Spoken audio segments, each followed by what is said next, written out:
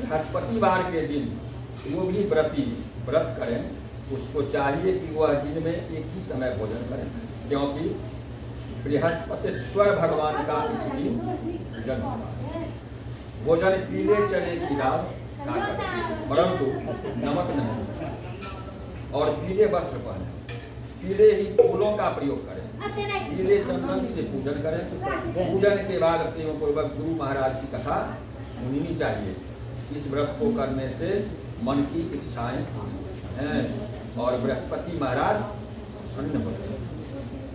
धन पुत्र विद्या तथा मनवांछित फलों की प्राप्ति होती है, परिवार को सुख तथा शांति मिलती है। इसलिए यह व्रत सर्वश्रेष्ठ और अति फलदायक है।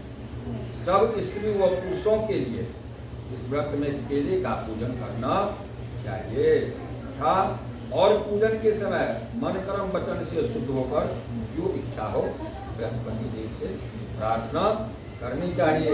उसकी इच्छाओं को बृहस्पति देव अवश्य पूर्ण करते हैं, ऐसा मन में दृढ़ विश्वास रखना चाहिए। पूजा करो में विश्वास अहाँ अवश्य हुआ चाहिए। हम पूजा करै छियै कामना से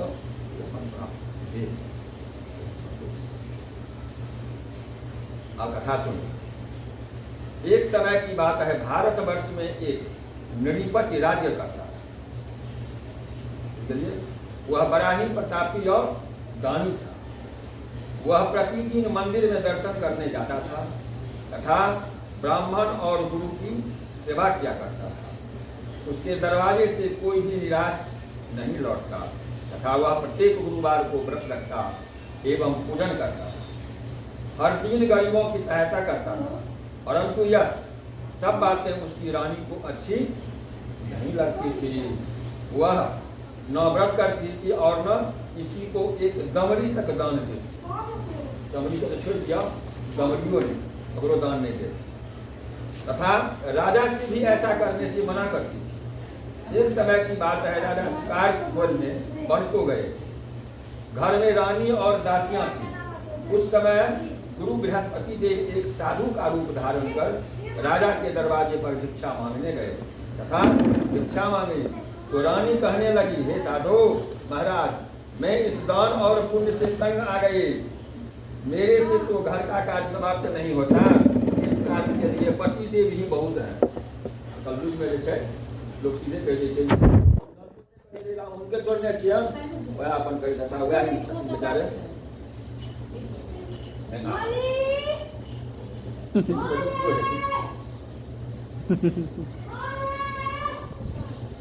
मैं इस दान और पुण्य से तंग आ गई। मेरे से तो घर का कार्य समाप्त नहीं होता। इस कार्य के लिए पति देव पिछले भाई आप इस प्रकार ही कृपा करें कि सब धन नष्ट हो जाए तथा मैं आराम से रह सकूं। वो कहने रहती बेचारी उनकर लक्ष्मी जो कहती भगवान सर की सबका धन हमार नष्ट हो जाए, जो हम आराम से चल सकूँ लगाऊँ और उनका ये बुझा है कि स्वामी में भगवान छे ख्याल बना मांगे इससे बड़ी लाल।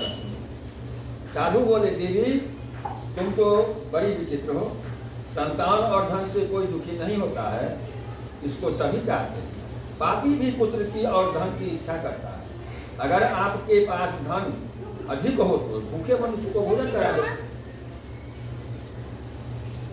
पाव लगाकर ब्राह्मण को दान दो, धर्मशाला बनवाओ, कुआं, तालाब, बागड़ी, बगीचे आदि का निर्माण कराओ, निर्धन मनुष्यों की कुमारी कन्याओं का विवाह कराओ और अनेकों यज्ञादि कर्म करो। इस प्रकार के कर्मों से आपका कुल और नाम परलोक में सार्थक होगा एवं स्वर्ग की प्राप्ति होगी। मगर वह रानी इन बातों से खुश न हुई। वह बोली, साधु महाराज, मुझे ऐसे धन की भी आवश्यकता नहीं जिससे और मनुष्यों को दान दूं तथा जिसको रखने उठाने में मेरा सारा समय ही बर्बाद हो जाए। साधु ने कहा, हे देवी, तुम्हारी ऐसी ही इच्छा है तो यही हो, मैं तुम्हें बताता हूँ वैसा ही करना। आप भगवान ऊपर विनाश के समय के बुद्धि डर न कर बुझू, लेकिन अहाँ के संपत्ति के विनाश है। बृहस्पति के दिन गोबर से घर को लिपना, बृहस्पति दिन अपने केश को धोना, केशों को धोते समय स्नान करना, राजा से कहना हुआ हजामत करवाए, भोजन के समय मांस मदिरा खाना, कपड़ा धोबी के यहाँ धुलने जाओ, धोइला दो भाई। इस प्रकार 7 बृहस्पतिवार करने से तुम्हारा सब धर्म नष्ट हो जाए। ऐसा कहकर वहां से साधु अंदर ध्यान हो गए। रानी ने साधु के कहने के अनुसार ही किया। 3 बृहस्पतिवार ही बीते थे तो उसका सब धन नष्ट हो गया।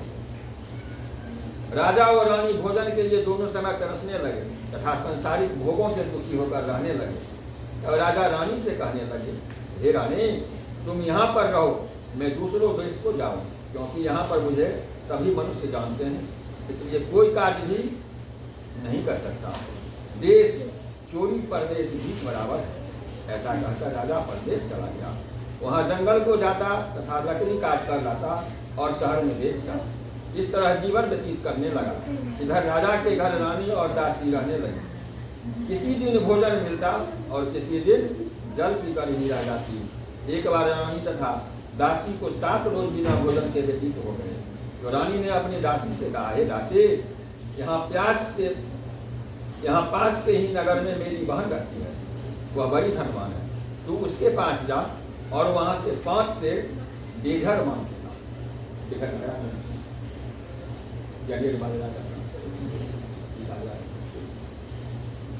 के ला, जिससे कुछ समय के लिए गुजर हो जाएगा। इस प्रकार रानी की आज्ञा मानकर दासी उसके बहन के पास गई। रानी की बहन उस समय पूजा कर रही थी। कौन पूजा कर रही थी? भगवान के, क्योंकि उस रोज बृहस्पतिवार था। जब दासी ने रानी की बहन को देखा तो उससे बोली, हे रानी, मुझे तुम्हारी बहन ने भेजा है, मेरे लिए 5 सेर बेघर दे दो। इस प्रकार दासी ने अनेक बार कहा, परंतु रानी ने कुछ उत्तर नहीं दिया, क्योंकि वह उस समय बृहस्पतिवार की कथा सुन रही थी। इस प्रकार जब दासी को किसी प्रकार का उत्तर नहीं मिला तो वह बहुत दुखी हुई एवं क्रोध आया और लौटकर अपने गौरानी के पास जाकर बोली, हे रानी, तुम्हारी बहन तो बहुत ही बड़ी आदमी है। आदमी मतलब घमंडी। वह छोटे मनुष्य के से बात भी नहीं करती, इसलिए मैंने उससे कहा तो उसने कोई उत्तर नहीं दिया। मैं वापस चली आई। तब रानी बोली, हे दासी, इसमें उसका कोई दोष नहीं है। अब बुरे दिन आते हैं तब कोई सहारा नहीं होता। अच्छे बुरे का पता विपत्ति में ही लगता है। जो ईश्वर की इच्छा होगी वही होगा। यह सब हमारे भाग्य का दोष है। इधर उस रानी ने देखा कि मेरी बहन की दासी आई थी, परंतु मैं उससे नहीं बोल सकी, जिससे वह बहुत दुखी हुई होगी। यह सोच कथा सुन और विष्णु भगवान का पूजन समाप्त कर वह रानी बहन के घर चल दी और जाकर अपनी बहन से कहने लगी कि हे बहन, मैं बृहस्पतिवार का व्रत कर रही थी, तुम्हारी दासी गई, परंतु जब तक कथा होती है तब तक न उठते न बोलते हैं, इसलिए मैं न बोली। कहो दासी क्यों आई थी? रानी बोली, बहन, हमारे घर अनाज नहीं था, वैसे तुमसे कोई बात छुपी नहीं है, इस कारण मैंने दासी को तुम्हारे पास 5 सेर बेघर लेने के लिए भेजा था। रानी बोली, बहन, बृहस्पतिवार भगवान मनोकामना पूर्ण करते हैं, देखो शायद तुम्हारे घर में अनाज रखा होगा। इस प्रकार का वचन रानी ने जब सुना तो घर के अंदर गई और वहां से एक बड़ा बेघर से भी भरा मिल गया। तब तो रानी और दासी को बहुत ही खुशी हुई। दासी कहने लगी, हे रानी, देखो, वैसे हमको जब अन्न नहीं मिलता तो हम रोज ही व्रत करते हैं। अगर इससे व्रत की विधि और कथा पूछ ली जाए कि कथा कैसे है तथा यह व्रत कैसे करना चाहिए। रानी की बहन ने कहा, गुरु के व्रत में चने की दाल व मुनक्का से विष्णु भगवान को केले की जड़ में पूजन करें तथा दीपक जलावें, पीला भोजन करें तथा कहानी सुनें। इससे गुरु भगवान प्रसन्न होते हैं, अन्न पुत्र धन देते हैं, मनोकामना पूर्ण करते हैं। इस प्रकार रानी और दासी ने यह निश्चय किया कि बृहस्पति भगवान का पूजन जरूर करेंगे। 7 रोज के बाद बृहस्पतिवार आया तो उसने व्रत रखा। गुरसाब में जाकर चना गुड़ बीन लाई तथा उसी दाल से केले की जड़ तथा विष्णु भगवान का पूजन किया। अब पीला भोजन कहाँ से आवे। बेचारी बड़ी दुखी हुई, परंतु उन्होंने व्रत किया था, इस कारण गुरु भगवान प्रसन्न थे। वे 2 थालों में सुंदर पीला भोजन लेकर आए और दासी को देकर बोले, हे दासी, यह तुम्हारे और रानी के लिए भोजन है, तुम दोनों करना। दासी भोजन पाकर बड़ी प्रसन्न हुई और रानी से बोली, चलो रानी जी भोजन कर लो। रानी को इस विषय में कुछ पता न था, इसलिए वह दासी से बोली, तू भोजन कर, क्योंकि तू हमारी व्यर्थ में हंसी उड़ाती है। दासी बोली, एक महात्मा भोजन दे गया है। रानी कहने लगी कि वह भोजन तेरे लिए दे गया है, तू ही भोजन कर। दासी ने कहा, वह महात्मा हमको 2 थाली में भोजन दे गया है, इसलिए हम और तुम दोनों ही साथ साथ भोजन करेंगे। इस प्रकार रानी और दासी दोनों ने गुरु भगवान को नमस्कार कर भोजन आरंभ किया तथा अब वे प्रत्येक बृहस्पतिवार को गुरु भगवान का व्रत और विष्णु का पूजन करने लगी। बृहस्पति भगवान की कृपा से फिर रानी और दासी के पास धन हो गया, तो रानी उसी प्रकार आलस्य करने लगी। तब दासी बोली, देखो रानी, तुम पहले इस प्रकार आलस करती थी, तुम्हें धन के रखने में कष्ट होता था, इस कारण सभी धन नष्ट हो गया। अब गुरु भगवान की कृपा से धन मिला है, तो फिर तुम्हें आलस्य होता है। बड़ी मुसीबतों के बाद हमने धन पाया है, इसलिए हमें दान पुण्य करना चाहिए। भूखे मनुष्य को भोजन करवाओ, गाँव लगवाओ, ब्राह्मणों को दान दो, तालाब बावली आदि का निर्माण कराओ, मंदिर पाठशाला बनाकर दान दो, कुंवारी कन्याओं का विवाह करवाओ, धन शुभ धर्म कर्मों में खर्च करो, जिससे तुम्हारे कुल का जस बढ़े और स्वर्ग प्राप्त हो। और इसमें पितर भी प्रसन्न होंगे। तब रानी ने इस प्रकार के कार्य करने आरंभ किए, काफी जस फैलने लगा। एक दिन रानी और दासी विचार करने लगी, न जाने की राजा किस प्रकार से उनकी कोई खबर नहीं। गुरु भगवान ने उन्होंने प्रार्थना की और भगवान ने रात्रि में जाकर राजा से स्वप्न कहा, हे राजा, उठ, तेरी रानी तुमको याद करती है, अपने देश को चलो। राजा प्रातः काल उठा और विचार करने लगा कि स्त्री जाति खाने और पहनने की साथी होती है। तब भगवान की आज्ञा मानकर हुआ गया, तो परदेश में दुखी रहने लगा। प्रतिदिन जंगल से लकड़ी बीन कर लाता और उन्हें शहर में बेचकर अपने दुखी जीवन को बड़ी कठिनता से लेते। बरसात में केरा जेल होगा तो वहाँ से खटा जाएगा, दरिया बर्तन है। ये बात तो हम पहले कहा था। तो नहीं ऐसे हो जाएगा, ऐसे ही करें छत्ता दो। एक दिन राजा पढ़ने जाओ ना, सब पूछ लिए थे। एक दिन राजा दुखी हो अपनी बातों को याद करके रोने लगा। तब उस जंगल में बृहस्पति देव एक साधु का रूप धारण कर आ गए और राजा के पास आकर बोले, हे लकड़हारे, तुम इस सुनसान जंगल में किस चिंता में रहते हो, मुझको बताओ।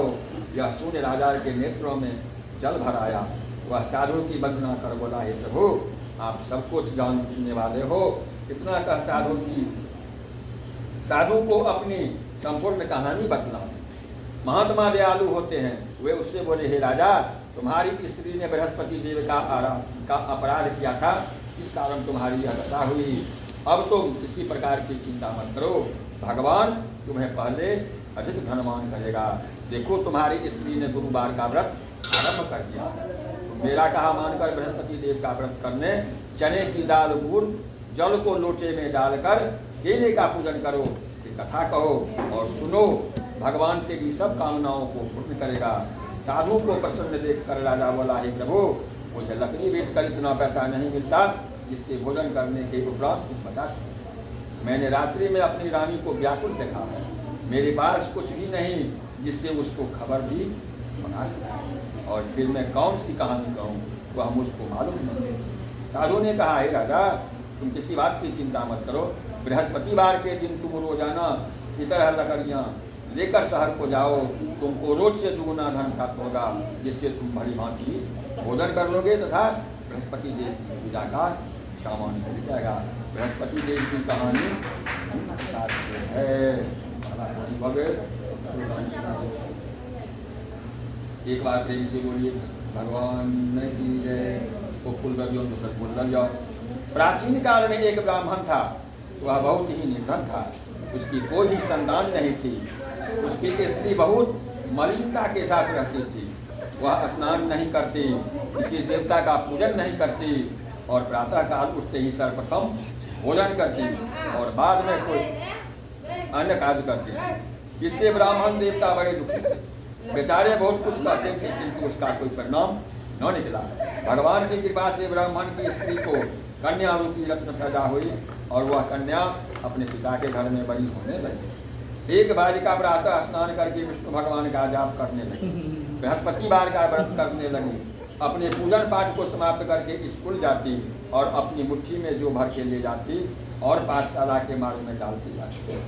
तब ये जो स्वर्ण के हो जाते थे, लौटते समय उनको बीन कर घर ले आती थी। एक दिन वह बालिका सूप में उन सोने के जब्बों को फटक कर साफ कर रही थी कि उसके पिता ने देख लिया और कहा, हे बेटी, सोने के जब्बों को फटकने के लिए सोने का सूप होना चाहिए। दूसरे दिन गुरुवार था। इस कन्या ने व्रत रखा और बृहस्पति देव से प्रार्थना करके कहा कि हे प्रभु, मैंने आपकी पूजा सच्चे मन से की हो तो मेरे लिए सोने का सूप दीजिए। बृहस्पति देव ने उसकी प्रार्थना स्वीकार कर ली। रोजाना की तरह वह कन्या जो फैलाती हुई जाने लगी। जब लौटकर जो बिन रही थी तो बृहस्पति देव की कृपा से सोने का सूप मिला। उसे घर ले आई, उससे जो साफ करने लगी, परंतु उसकी माँ का वही ढंग रहा। एक दिन की बात है कि वह कन्या सोने के सूप से जो साफ कर रही थी, उसी समय उस शहर का राजपुत्र वहां से होकर निकला। उस कन्या के रूप और कार्य को देखकर मोहित हो गया।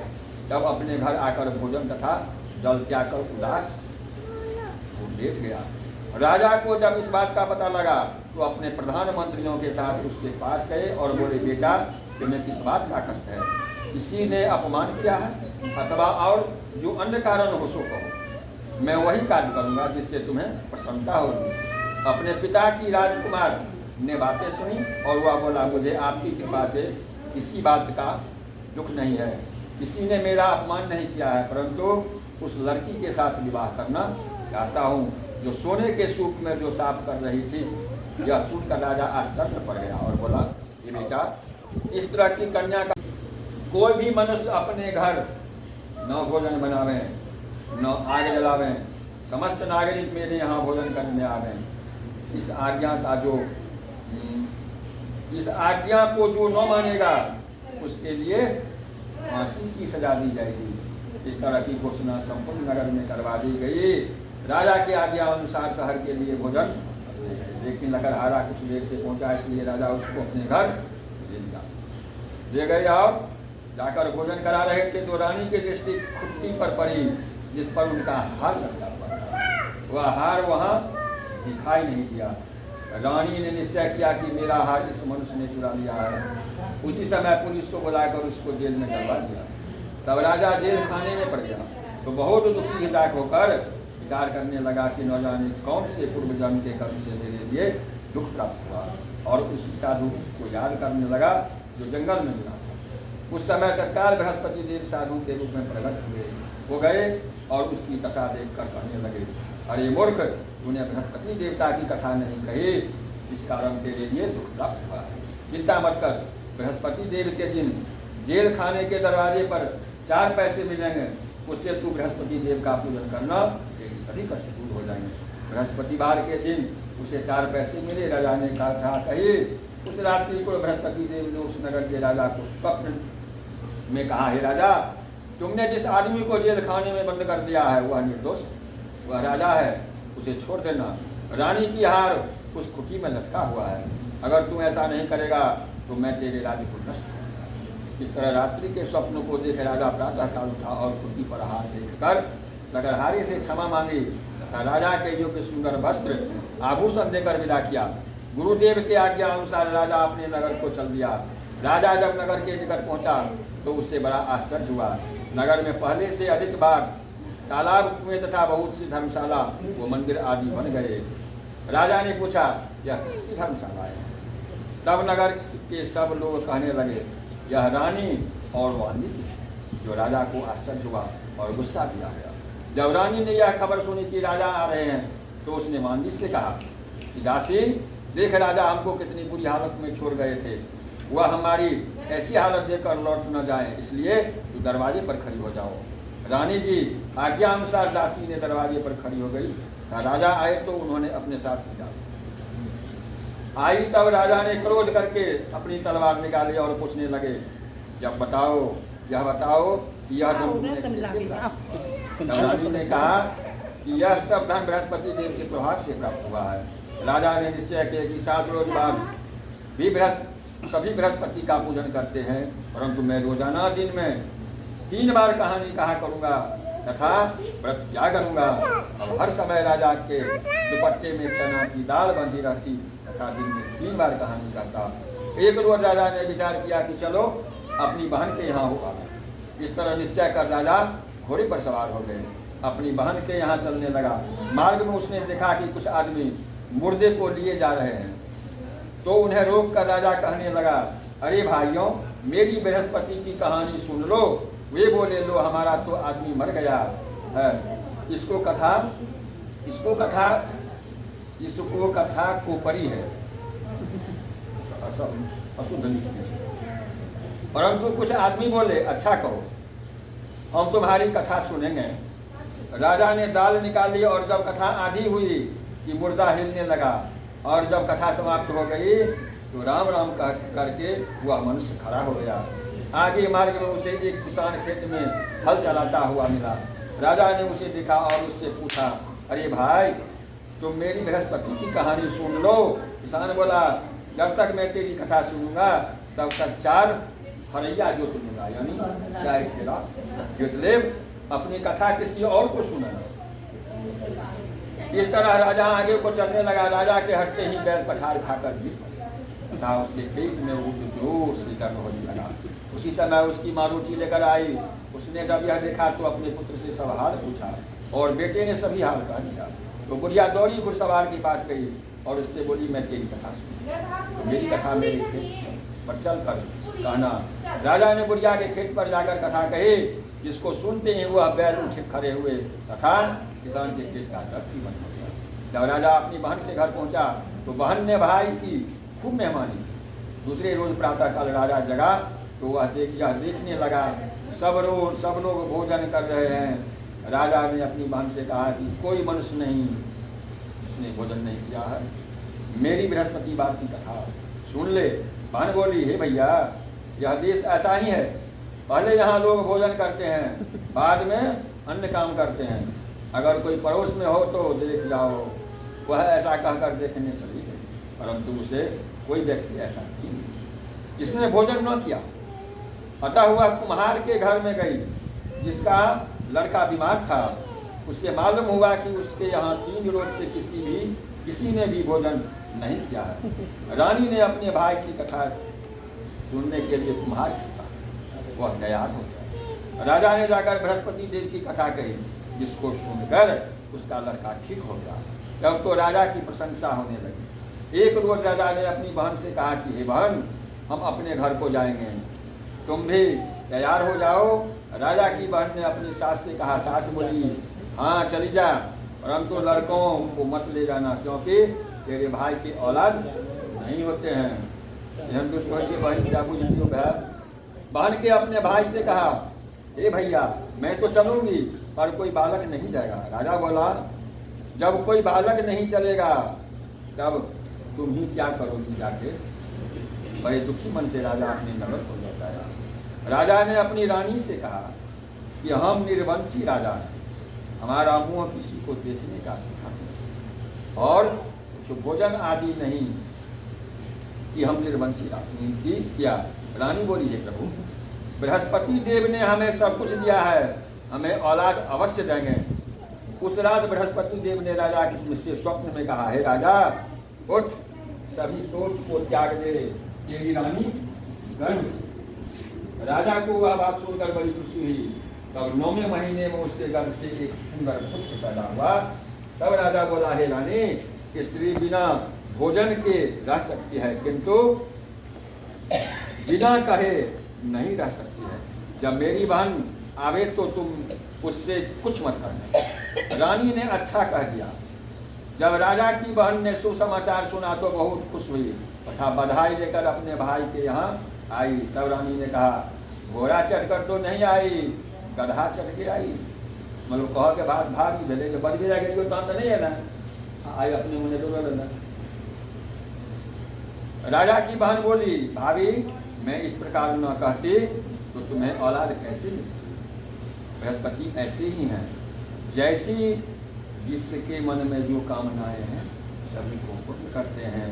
जो सद्भावना पूर्वक बृहस्पतिवार का व्रत करता है और कथा पढ़ता है अथवा सुनता है और दूसरों को सुनाता है, बृहस्पति देव उसकी सभी मनोकामनाएं पूर्ण करते हैं।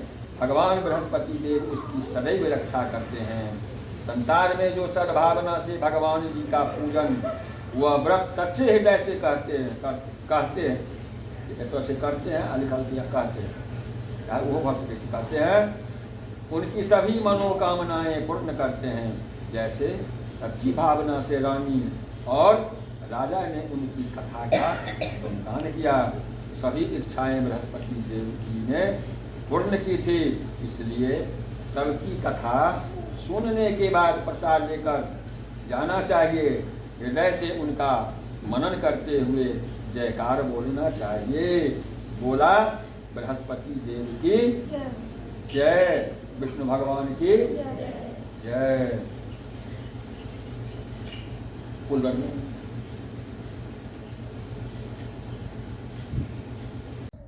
इसी तरह के वीडियो को देखने के लिए आप मेरे चैनल को सब्सक्राइब करें, लाइक करें और कमेंट करें। धन्यवाद।